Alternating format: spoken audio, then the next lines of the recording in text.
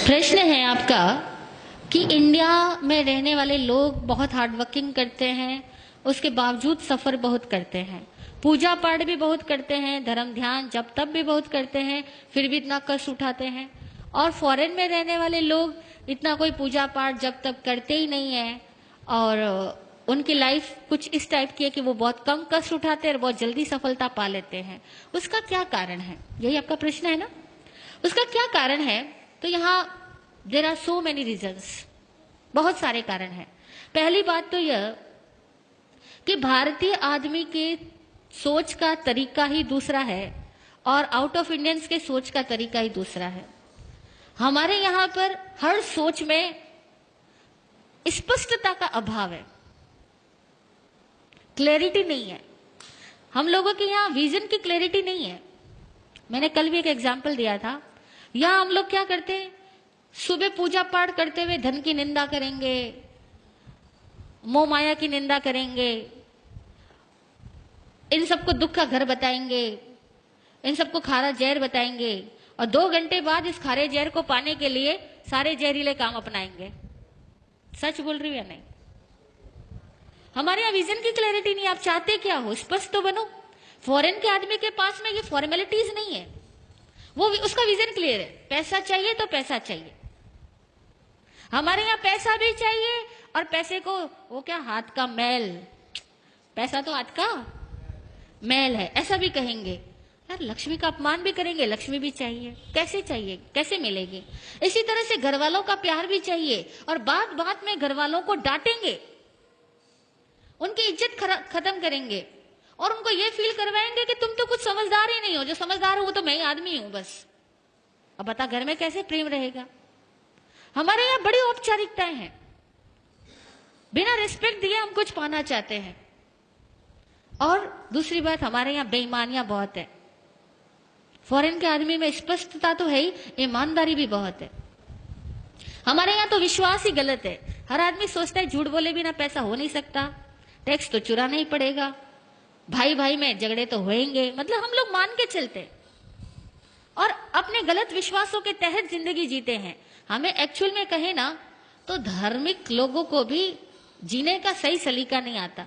और दूसरी बात, ये धर्म करते किस लिए? ईमानदारी से पूछना, धर्म किस लिए करते हैं? मोक्ष वोक्ष की तो सारी बातें हैं।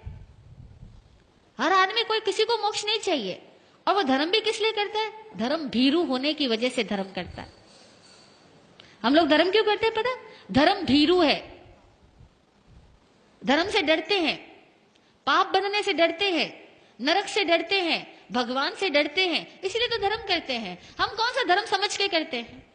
वो लोग थोड़ा भी करेंगे या नहीं भी करेंगे, कम से कम जीने का विज्ञान समझते हैं कि लाइफ कैसे मूव करती है, उसका साइंस समझते हैं, फिर जिंदगी को जीते और खुल के जीते हैं। हमारे यहाँ तो हर चीज औपचारिक है। भूख लगी होगी ना, तब भी कोई कह भी देना कि खाना खा लो तो कहेंगे नहीं नहीं पेट भरा हुआ, अभी घर से खा के आया। हाँ, नहीं बोलते?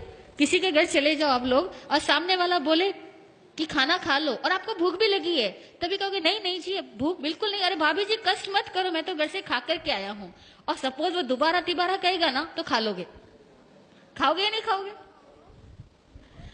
कहने का मतलब यह हुआ कि हमारे यहाँ पर धर्म के नाम पर भी डर चलता है, रिश्वतखोरी चलती है, क्योंकि हम तो भगवान को साफ साफ रिश्वत देके आते हैं। देते या नहीं देते?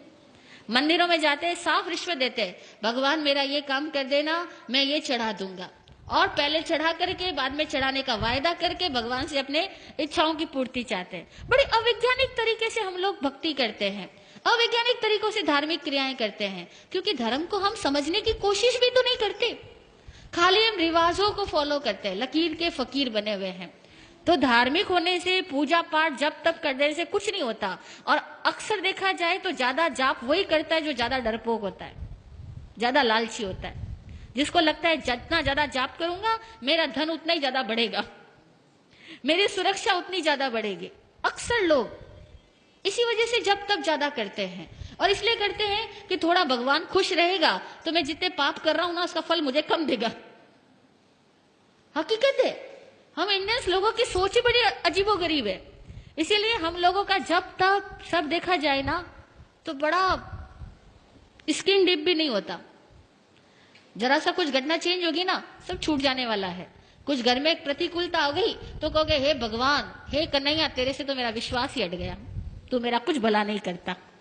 हम भगवान को भी सीधा तिरस्कृत करके आ जाएंगे, तूने मेरा क्या किया, मैंने इतने सालों तक तेरी पूजा की, तूने मेरा किया तो किया क्या। हम लोग कहाँ भक्ति करते हैं। भक्ति कोई हृदय की होती है? और भक्ति ज्ञान से आए, भक्ति प्रेम से आए तो ये सवाल ही नहीं पैदा होगा। और दूसरी बात, इंडियंस लोग सफर इसलिए करते हैं क्योंकि यहाँ बहुत बड़ा तंत्र खराब है। केवल एक आध आदमी खराब नहीं है, पूरा सर्कल ही डिस्टर्ब है, पूरी व्यवस्थाएं खराब है, व्यवस्थाएं विकृत है, एक तंत्र खराब है।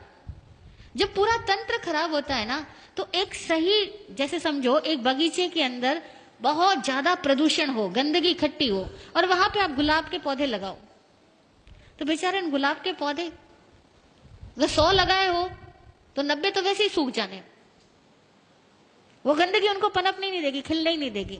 और 10 लग भी गए तो उनकी खुशबू नहीं फैलने देगी, क्योंकि 100 गंदगी के ढेर और 10 गुलाब के फूल रख दो तो खुशबू आएगी या बदबू आएगी।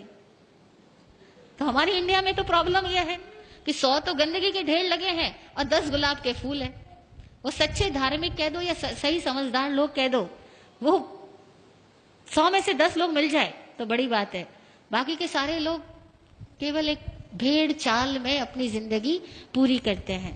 इसीलिए इस इंडिया में तंत्र बिगड़ा हुआ होने की वजह से बहुत चीजें बिगड़ी हुई है। दूसरी बात, इंडिया के लोग ऑनेस्ट नहीं है। जितनी समझदारी की बातें हम जानते हैं ना, उसको फॉलो नहीं करते। आपने कितनी बार सुना सफाई रखनी, यत्न से काम करना, लेकिन अभी यहां भी खाना होगा ना तो भी लोग सफाई नहीं रखेंगे, यत्न से काम नहीं करेंगे। कितनी बार सुना होगा अपना काम खुद करना। बच्चों को हम कहते हैं अपना काम खुद करना, लेकिन आप इतने बड़े हो गए, आप भी यहां से जाओगे ना, कोई लोग ये नहीं सोचेगा कि कुर्सी का ढेर पड़ा, अपनी कुर्सी उठा के उसी पे रखूं। हर आदमी कुर्सी छोड़ के ही जाएगा। और मैं इतनी बार यहाँ कह चुकी हूं, लेकिन मैं रोज देख रही हूं कि यहाँ कोई 1 या 2 आदमी मुश्किल से होता है जो अपनी कुर्सी व्यवस्थित रख के जाता है, बाकी सब ऐसे ही छोड़ के जाते हैं। We are not honest. यहाँ लिखा हुआ जूते वहां खोलना, ये हर बार बाहर बैठे हुए आदमी को कहना पड़ता है कि जूते वहां खोलो, आंटी जी यहाँ मत खोलो। क्यों? मतलब छोटी मोटी बातें भी, मैनर्स की बातें भी हमारे पास में नहीं है, क्योंकि हम सारे लोग स्वच्छंदी है। शास्त्र में एक वर्ड आता है स्वच्छंदी, मनमानी करने वाला। हम सारे लोग इस तरह के हैं। हम सब अपनी मनमानी से जीना चाहते हैं। हमें डिसिप्लिन पसंद नहीं है, और कोई दूसरा हमें डिसिप्लिन में रहने को कह दे, उस आदमी से तो मुंह चिढ़ा लेते हैं। उस आदमी से तो अपनी दूरियां बनाना शुरू कर देते हैं, क्योंकि इसने मुझे कैसे कह दिया। हम वहां जाना ही बंद कर देंगे। ईमानदारी की बात है, ये हम साधु इसलिए आप हमें माफ कर रहे हो, बाकी कोई और आदमी आकर के आपको कुछ कह देना, अनुशासन के नियम यहाँ पर, आप कहोगे इस जगह जाना ही नहीं दोबारा। सच है। इसीलिए आसान नहीं है। इंडियंस लोगों को अपने आप को पहले ईमानदार बनाना होगा, अपनी सोच को वैज्ञानिक बनाना होगा, और अपने हर कार्य को सही तरीके से करने की कला सीखनी होगी। तब कहीं जाकर के इंडिया फॉरेन कंट्रीज के लोगों की तरह एक सुलझी हुई जिंदगी जी पाएगा।